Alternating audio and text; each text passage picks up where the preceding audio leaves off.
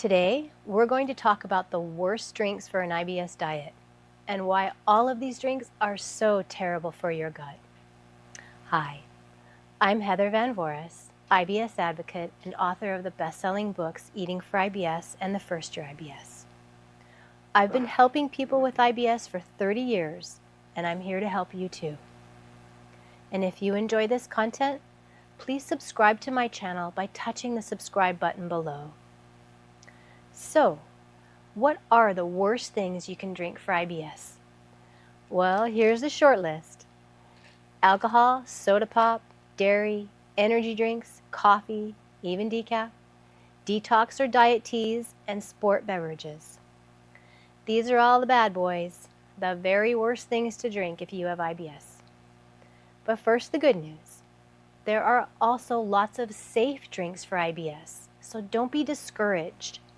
And you can find my video all about the best drinks for IBS at the end of this video.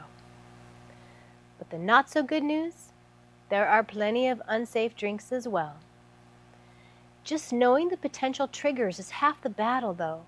So here's a rundown on what drinks you should really avoid altogether if you have IBS. There may be some individual exceptions to the drinks on this list, but beware. Number 1, alcohol. It's not called the devil's brew for nothing. Alcohol is a GI irritant and a colon carcinogen as well, so it's especially important to avoid completely if you have an inflammatory bowel disease as well as IBS.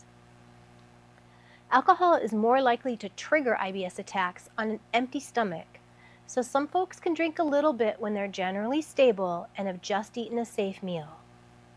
If you do this, have just one drink and only drink occasionally. IBS really responds to how much and how often you give it trigger foods or drinks, so quantity and frequency matter here. And if you do drink, please choose wisely and avoid adding other GI triggers to the equation. So no mixed drinks with dairy, coffee, high-fat coconut milk, or carbonation. Some folks find wines more tolerable than hard liquors, and white wines more tolerable than red. This may be especially true if you also have upper GI issues like reflux or heartburn, as red wines are very high in tannins, and tannins can cause upper GI symptoms to flare. Number 2, soda pop. There is literally nothing IBS friendly in soda pop except the water. Carbonation, caffeine, high fructose corn syrup or artificial sweeteners, artificial flavors, colors, preservatives. And now there are prebiotic sodas on the market, supposedly good for your gut, but they still have carbonation, which literally adds gas to your digestive tract. That's the last thing you want if you already have gas and bloating from IBS. And the prebiotic sodas that I've seen all use rapidly fermenting prebiotics like inulin, FOS, oligosaccharides. Those can cause terrible gas and bloating in people who don't even have IBS. If I had to invent a terrible drink for irritable bowel syndrome, soda pop would be a contender. Number 3, dairy. Dairy is a huge IBS trigger. That includes milk, whole, 2% skim, it doesn't matter. Half and half, cream, milkshakes, kefir and yogurt drinks, even fermented, it doesn't matter. Dairy is comprised of fat, a huge GI stimulant and IBS trigger, carbohydrates that are primarily lactose or milk sugar, one of the most allergenic and poorly digested sugars out there, and proteins such as casein and whey, both of which are very hard to digest. There really are no safe dairy drinks for IBS. You can remove the fat or remove the lactose or remove the whey, but it's not possible to remove all of the above. There would literally be nothing left to drink. So stick to your non-dairy milks instead. Number 4, energy drinks. What do you get when you take everything terrible for IBS and soda pop and then make it even worse? You get energy drinks. How is this possible? Well, just add extra artificial ingredients, load up on the caffeine, and throw in other GI stimulants. You will get the worst beverage for IBS ever invented. The only way to make it more horrible would be to add some booze and smoke a few cigarettes with it. And I don't know about you, but I'm actually getting queasy just thinking about this. Number 5, coffee. All coffee beans, even decaf, contain an enzyme that is a powerful GI irritant. Coffee is also highly acidic, even decaf. And if it is caffeinated, that caffeine is a tremendous GI stimulant. Coffee can also cause reflux, heartburn, and gastritis on top of IBS attacks.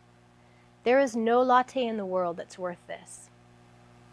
Number 6, meal replacement drinks. While these logically should be designed for optimum GI tolerability, they're not.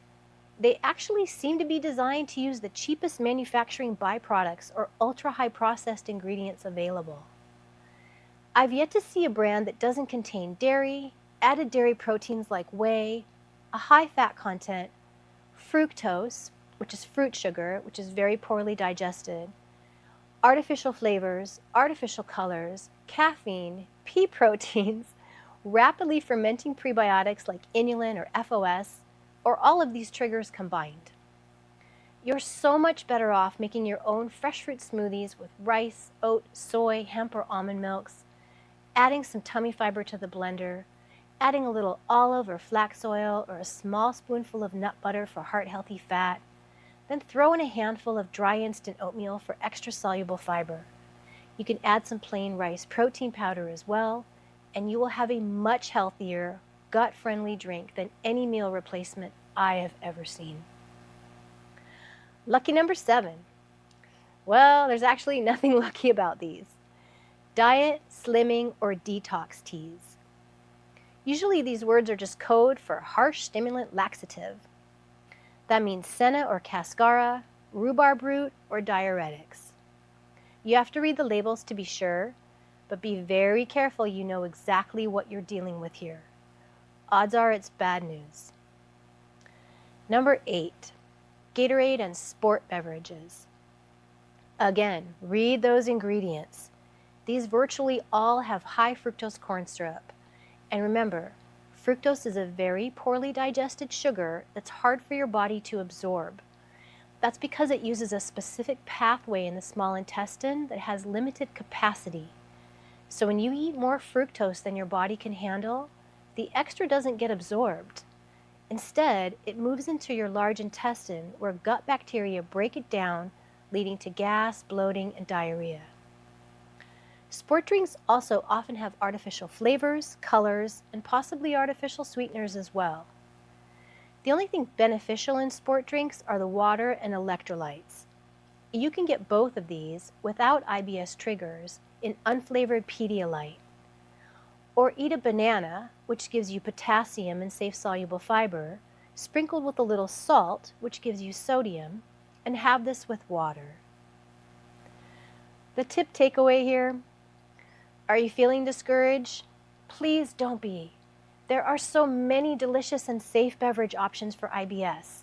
So don't focus on what you can't have when there's a long and wonderful list of IBS-friendly drinks you can have. Eating and drinking should be enjoyable. And if you have IBS, that just means finding your delectable substitutions. It should never mean deprivation. You can go to the pinned comments and description below to find a link to my Getting Started page on helpforibs.com, and also to a link for the best drinks for IBS. And to learn what those best drinks are when you have IBS, watch my next video right here. As always, please know that you are not alone.